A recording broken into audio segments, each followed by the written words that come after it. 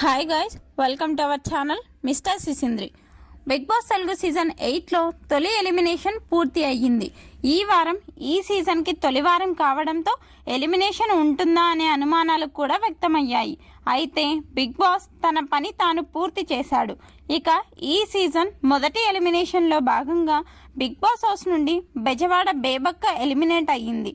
మొదటి వారం మొత్తం 6 మంది నామినేషన్స్లోకి రాగా ఆ 6 మందిలో నుండి బెజవాడ బేబక్క ఎలిమినేట్ అయినట్టు హోస్ట్ నాగార్జున ప్రకటించాడు. ఆ తర్వాత ఇంట్లో వారందరికీ గుడ్ బై చెప్పేసి బిగ్ బాస్ స్టేజ్ మీదకి వచ్చింది బేబక్క.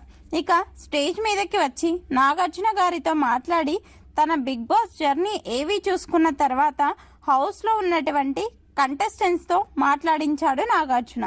ఈ సమయంలో బేబక్క పలు సంచలన వ్యాఖ్యలు చేసింది.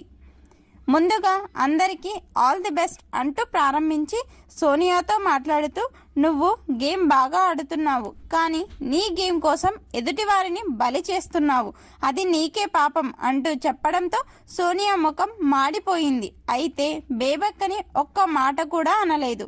ఆ తర్వాత నిఖిల్తో మాట్లాడుతూ, నువ్వు హౌస్లోకి వచ్చినప్పుడు ఒకలా ఇప్పుడు ఒకలా ఉన్నావు, ఆ తేడా ఏమిటో కూర్చొని నువ్వే ఆలోచించుకో, నీకే తెలుస్తుంది.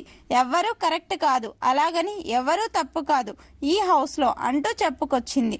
ముఖ్యంగా సోనియాతో మాట్లాడిన తర్వాత నీలో చాలా మార్పు వచ్చింది, ఆ మార్పు నిన్నే ముంచేయగలదు, తస్మాత్ జాగ్రత్త అంటూ హెచ్చరించింది. ఇక విష్ణుప్రియతో మాట్లాడుతూ, విష్ణు నీ గేమ్ నువ్వు కొనసాగించు, కానీ మాటలు మాత్రం కొంచెం చూసుకొని మాట్లాడు అని చెప్పింది. ఇక ఆదిత్యకి మీరు ఇంకా కొంచెం ఎక్కువ ఇంటరాక్ట్ అవ్వాలి, అప్పుడే మీరు అందరికీ కళ్ళలో పడతారు అని చెప్పింది. ఇక పృథ్వీరాజ్తో మాట్లాడుతూ, ఐ లవ్ యూ పృథ్వీ, నీ బిహేవియర్ నాకు బాగా నచ్చింది, ఇలాగే ఉండు, చివరి వరకు ఉండాలి అంటూ చెప్పింది. ఇక నాగార్జున బేబక్కకి ఒక సూపర్ పవర్ అయితే ఇవ్వడం జరిగింది. అదేమిటి అంటే నైనికా క్లాన్ నుంచి అలాగే నిఖిల్ క్లాన్ నుంచి ఒకరిని డైరెక్ట్గా యష్మి క్లాన్లోకి పంపించే అవకాశం ఇచ్చాడు. దీనితో బేబక్క మణికంఠను యష్మి క్లాన్లోకి పంపించింది.